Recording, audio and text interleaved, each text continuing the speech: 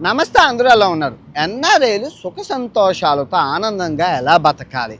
ఈ వీడియో ఎన్ఆర్ఐలకు మాత్రమేనండి. లోపల ఉన్నవాళ్ళు అంటే భారతదేశంలో ఉన్నవాళ్ళు ఎవరు చూసినా మీకు చాలా బాధపడతారు, మీకు ఉపయోగం లేదు. కానీ ఎన్ఆర్ఐలకి చాలా ఉపయోగం. దయచేసి చూడకండి. ఓకే ఓకే ఎన్ఆర్ఐలు జాగ్రత్తగా వినండి. నేను 128 దేశాలలో చాలా మందితో మాట్లాడి ఈ వీడియో మీకు చెప్పే అంత పెద్దవాడిని కాదు, కానీ నా అనుభవాన్ని మీకు చెప్తున్నాను. నేను చూసినవి ఏదేని మీరున్న దేశంలో కాదు, నేను వేరే వేరే దేశాల్లో ఎన్ఆర్ఐలు ఎలా ఆనందంగా ఉన్నారో చూశాను, ఎంత డబ్బులు సంపాదించారో చూశాను. మీరు కూడా అలా ఎలా క్షేమంగా ఉండాలి అన్నది నేను చెప్తాను. దయచేసి ఒక లైక్ కొట్టి ముందుకెళ్ళండి, చాలా బాగుంటుంది. ప్రతి ఎన్ఆర్ఐకి చూపించండి. ఫస్ట్ భారతదేశంకి ఉన్న ప్రధాన సమస్య ఏంటి అంటే జనాభా. అధిక జనాభా భూమికి పెనుభారం. అది రోజు రోజుకి పెరుగుతుందో తప్ప తరగట్లేదు ఫస్ట్. అండ్ 2 అవినీతి. ఈ 2 ఉన్నంత వరకు దేశం ఎదుగుతుంది అన్నది కష్టం. ఇదే ఈ జనాభా మనకు అడ్వాంటేజ్, కానీ అది డిసడ్వాంటేజ్గా ఉంది. ఓకే, రెండోది మనకి అంటే ఇంకా 3 పాయింట్లలోని మతం సమస్య చాలా ఉంది. తర్వాత కులం రిజర్వేషను ఒక కేటగిరీ మీరు చూసుకుంటే, తర్వాత పాలిటిక్స్. ఈ 5 భారతదేశాన్ని ఇంకో 1000 సంవత్సరాలు వచ్చినా ఎదగనివ్వకుండా చేయడానికి వాళ్ళ కృషి వాళ్ళు చేస్తున్నారు. ఒక్కొక్క పాయింట్ మాట్లాడుకుందాం. మీరు ఎంత ఆనందంగా ఉంటున్నారు అన్నది నా మాటల్లో మీకే అర్థమవుతుంది. నేను ఎన్ఆర్ఐ స్టేటస్లో అంటే నా ఇండియాని వదిలి ఉన్న స్టేటస్ చూసుకుంటే, నేను 2014లో అమెరికా వెళ్ళాను. ఫస్ట్ న్యూయార్క్ నగరం. 2014 నుంచి 2024 10 సంవత్సరాలు.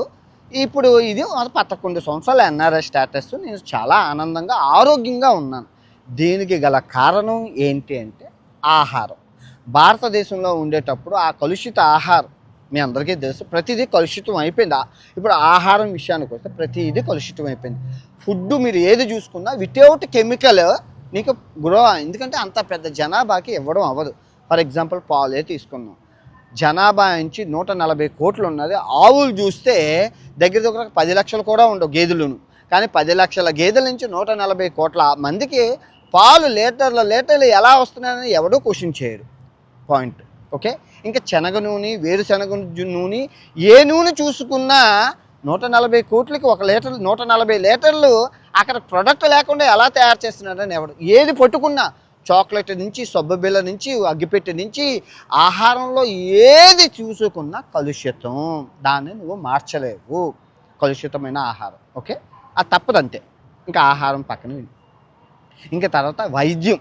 మనిషికి కావాల్సింది ఆహారంతో పాటు వైద్యం.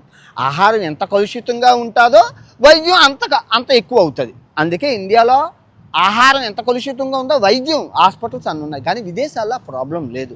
విదేశాల్లో ఉన్నవాడికి వైద్యం తక్కువగా ఉంటుంది. ఫర్ ఎగ్జాంపుల్, నేను 6 సంవత్సరాల నుంచి దగ్గు, జ్వరము, విరోచనాలు, జలుబు నాకు రాలేదు. ఎందుకు రాలేదు అంటే ఆరోగ్యంగా ఉన్న ఫుడ్ తింటున్నాను.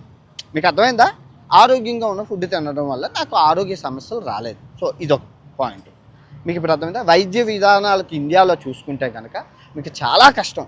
మనం కడుతున్న ట్యాక్స్ ఏదైతే ఉందో అది వైద్యానికి వెళ్ళదు, పథకాలకు వెళ్ళడం వల్ల అది ఏర్పడుతుంది. జనాభా ఎక్కువ ఉండడం వల్ల, రోగులు ఎక్కువ ఉండడం వల్ల ఇండియాలో మనకి వైద్యం దొరకదు, నాణ్యమైన వైద్యం దొరకదు.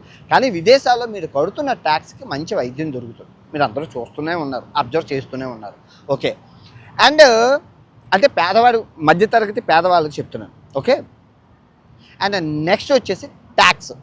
ఇప్పుడు నువ్వు అమెరికాలో కానీ ఏ విదేశాల్లో కానీ నువ్వు కడుతున్న 50% అంటే నువ్వు 100 రూపాయలు 50 రూపాయలు కట్ చేసేస్తే 50 రూపాయలకి ఆ 50 రూపాయలకి రోడ్లు కానీ, ఫెసిలిటీస్ కానీ, ఇన్ఫ్రాస్ట్రక్చర్ కానీ, ఆ రవాణా సౌకర్యం కానీ అన్నీ బాగానే ఉంటాయి. కానీ ఇండియాలో అవ్వదు. ఎందుకు అవ్వదు అంటే మళ్ళీ చెప్తున్నా, అవ్వదు. ఎందుకు అవ్వదు అంటే 140 కోట్ల మందికి పథకాలు ఇవ్వాలి. ఆ పథకాలకి ఈ కట్టిన ట్యాక్స్ ఎంత కట్టినా సరిపోదు. ఎందుకు అంటే పేదవాళ్ళు ఎక్కువ ఉన్నారు కాబట్టి, పేద మధ్యతరగతి ఎక్కువ ఉన్నారు కాబట్టి ఆ పేద మధ్యతరగతికి ఈ 10% మంది కట్టిన ట్యాక్స్ ఈ 90% మందికి మళ్ళేస్తుంది. ఈ 90% మందికి వెళ్ళిపోతుంటే ఇంకా అభివృద్ధి ఎక్కడ? అభివృద్ధికి డబ్బులు సరిపోవు, అవ్వదు. దాని అవినీతి, రాజకీయం, ఈ ట్యాక్స్ ఇదంతా గుమ్మిగూడిపి దేశ అభివృద్ధికి అది నోచుకోలేని పరిస్థితి అయిపోయింది. థాయిలాండ్ చూడండి, నా కళ్ళ ముందే ఎంత అభివృద్ధి వెళ్ళిపోయిందో. ఆకాశంలోకి వెళ్ళిపోయింది. ఇంకో 2 సంవత్సరాలు ఆగితే థాయిలాండ్ని ఎవడూ పట్టుకోలేరు. చూడండి మొత్తం అంతా. ఓకే, ఒక ఇండియాలో మనం అవినీతి ఎంత ఉంటుందంటే, ఆ బిల్డింగ్ కట్టాలంటే దానికి ఎంతో తలనొప్పులు ఉంటాయి. ఎవరెవరికో మూతు ముప్పుళ్ళు అన్నీ అవినీతి, మనం లంచాలు మంచాలు ఇచ్చుకొని ఆ బిల్డింగ్ లేపినా కూడా ఎన్నో ఆంక్షలు ఉంటాయి. సో అది చెప్తున్నాను, మన సిస్టమేటిక్ చెప్తున్నాను. ఇంకా ట్యాక్స్ విషయం అయిపోయింది. ఇంకా నువ్వు దేన్ని ఎక్స్పెక్ట్ చేస్తున్నావు? భక్తి అనేది మీరు చూసుకుంటే, నేను గడిచిన 6 సంవత్సరాల నుంచి భగవద్గీత వినాయకుడిని పట్టుకొని వెళ్తున్నాను.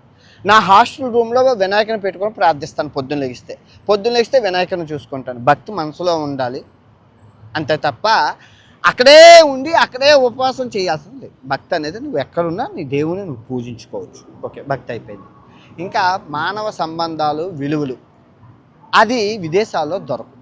ఎందుకు దొరకవు అంటే, విదేశంలో ఉన్న మెయిన్ ప్రాబ్లం ఏంటంటే ఎవరి పని ఆడదు. పక్కింట్లో ఏం జరిగినా కూడా కొన్ని వేల కోట్లు వాడికి వచ్చినా కూడా ఎదురింటి వాడు తొంగి చూడరు. అది విదేశీ పద్ధతి. ఎందుకంటే పక్కవారి జీవితం నాకేమి ఉపయోగం అంటారు.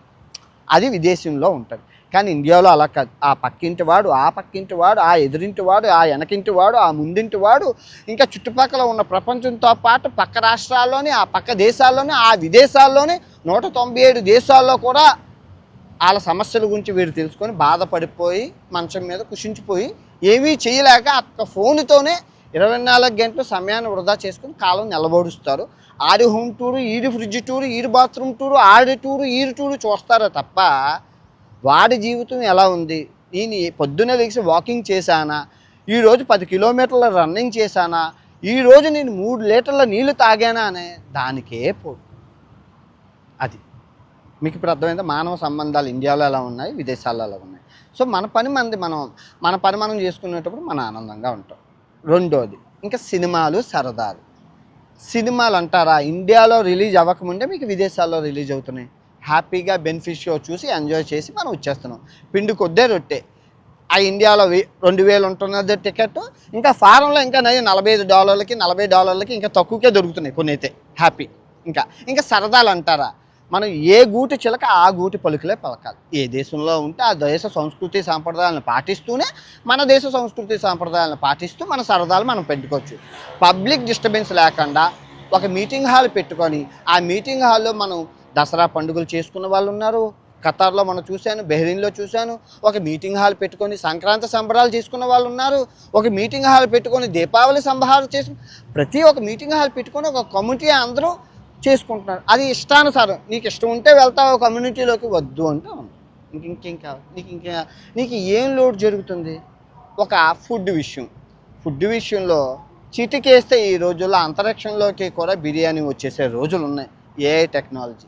సో మీరు కొంతమందికి ఇప్పుడు నేను ఈ విషయం ఎందుకు చేస్తున్నానంటే, ఇప్పుడున్న ఎన్ఆర్ఐలు, ఇప్పుడు వెళ్తున్న విదేశం ఎన్ఆర్ఐలు ఎమడలేక అక్కడ ఆ కల్చర్ని అడాప్ట్ చేసుకోలేక ఈ ఇంటిగా నుంచి వచ్చిన వాతావరణంతో ఆ మిగతా ఎన్ఆర్ఐని డిస్టర్బ్ చేస్తున్నారు. చాలామంది చెప్పారు, అన్వేష్ గారు మీరు ఈ విషయం చెప్పండి సార్, ఇప్పుడు వస్తున్న ఎన్ఆర్ఐలు ఎవరైతే ఉన్నారో చాలా రచ్చ చేసేస్తున్నారు సార్ అంటే. అదే అంటున్నాను, మీరు సీనియర్, ఇప్పుడు ఏ కాలేజ్కి వెళ్ళినా సీనియర్ అనేది ఉంటారు కదా. ఇప్పుడు మీరు చూస్తున్న మీ దేశాల్లో మీరు చూస్తున్న ఎన్ఆర్ఐలు ఎవరైతే ఉన్నారో, ఎప్పుడో తాతల కాలం నాటి, జవానా కాలం నాటి 40 సంవత్సరాలు 50 సంవత్సరాలు గ్రీన్ కార్డ్ హోల్డర్స్ అబ్బా, ఆ పెద్ద సీనియర్స్. సో వాళ్ళ దగ్గరికి వెళ్ళడం వల్ల, వాళ్ళ దగ్గరికి వెళ్ళి నువ్వు మాట్లాడడం వల్ల విధి విధానాలు పద్ధతులు తెలుస్తాయి తప్ప వాళ్ళని మీరు తిట్టడం ద్వారా, వాళ్ళని ఏదో అనడం ద్వారా మీకు రూపాయి ఉపయోగం లేదు. వాళ్ళు బొక్కలు మనం ఇండియా వాళ్ళకి చెప్పాల్సిన అవసరం ఏంటి? మన బతుకేదో మంది. నువ్వు దేనికి వచ్చావు? డబ్బు కోసం వచ్చావు. ఎందుకోసం వచ్చావు? నీ తల్లిదండ్రులు పేద పరిస్థితుల్లో ఇండియాలో ఉన్నారు. ఇప్పుడు నేను ఎన్ఆర్ఐగా అయిన కాడి నుంచి అమెరికాలో కష్టపడి సంపాదించి ఒక ఇల్లు కట్టుకోగలిసాను. ఇండియాలో ఉంటే అవుతుందా? అవ్వదు. ఆ తర్వాత విదేశాలన్నీ తిరిగి ఎంతో నాలెడ్జ్ వచ్చింది, నా తల్లిదండ్రులకు చెప్పుకోగలిసాను, వాళ్ళని విదేశాలు తిప్పగలిసాను. ఇండియాలో ఉంటే అవుతుందా? అవ్వదు. ఆ పథకాలు తీసుకొని అలాగా అయిపోతుంది. ఇంట్లో మొత్తం 3 మా తల్లిదండ్రులు కష్టపడి నన్ను చదివించారు. దాన్ని చదివిన ప్రతిఫలంగా నేను ఈ స్థాయిలో ఉన్నాను. చదువు అనేది ఇంపార్టెంట్. మీరు విదేశాల్లో చదువుకోవడానికి వెళ్తున్నప్పుడు చదువుకోండి, కష్టపడి పని చేయండి, పార్ట్ టైంలు నెతకండి, అన్నీ అవుతుంది. సమయాన్ని వృధా చేయకండి. గడిచిన కాలాన్ని, వదిలిన బాణాన్ని మనం తిరిగి తీసుకురావాలి. ఎన్ఆర్ఐగా అయ్యావంటే నువ్వు ఏదో పుణ్యం చేసుకున్నావు. మన ఇండియాలో ఉన్న పరిస్థితుల్ని నువ్వు చక్కదిద్దాలి అనుకోరు, నీ మూర్ఖత్వం. అండ్ మీ అందరికీ స్వేచ్ఛ. స్వేచ్ఛ అనేది ఇండియాలో కన్నా విదేశాల్లోనే ఎక్కువ ఉంటుంది. నీకు నచ్చినట్లు నువ్వు బతుకు, ఎవడు నువ్వు ఎందుకు ఇలా ఉన్నావని నిన్ను అడగరు. కానీ ఇండియాలో నీకు నచ్చినట్లు నువ్వు ఉంటే అందరూ నిన్నే అడుగుతారు. అది ఇప్పుడు ప్రజెంట్ నేను ఉన్న సిచ్యువేషన్ అదే. స్త్రీ యొక్క స్వేచ్ఛ కోసం మాట్లాడడం వల్ల అబ్బో ఇంకా అది అరక్కండి, అది పక్కన పెట్టండి. సో విదేశాల్లో ఉన్న స్వేచ్ఛ నీకు ఇండియాలో దొరకదు. ఇంకా స్త్రీకి ఇంకా స్వేచ్ఛ భారతదేశంలో రాలేదు. అబ్బాయికి వచ్చిందేమో కానీ అమ్మాయికి ఇంకా రాలేదు. సో చాలామంది అమ్మాయిలు నాకు చెప్పిన ఇది ఎలా ఉంది పరిస్థితి అనేసి. ఎనీవే మీకు ఉపయోగపడింది అనుకుంటున్నాను. మీ యొక్క అనుభవాలు ఏవైతే ఉన్నాయో, ఎవరు ఏ ఎన్ఆర్ఐ స్టేటస్లో ఏ దేశంలో ఉన్నారో, ఎన్ని సంవత్సరాల నుంచి ఉన్నారో, మీరు అనుభవించిన అనుభూతుల్ని కిందన కమెంట్లు చేస్తే నేను వినడానికి బాగుంటుంది. మీరు నాతో మాట్లాడట్లేదు కదా, అది చదివిన వాళ్ళు కూడా కొంచెం చాలా చాలా ఇన్స్పిరేషన్ అవుతారు. 10 మందికి ఉపయోగపడడం మన ధర్మం, మానవ ధర్మం. ఒక ఇన్ఫ్లుయెన్సర్గా నాకు తెలిసింది ప్రజలతో పంచుకుంటున్నాను. ఓకే.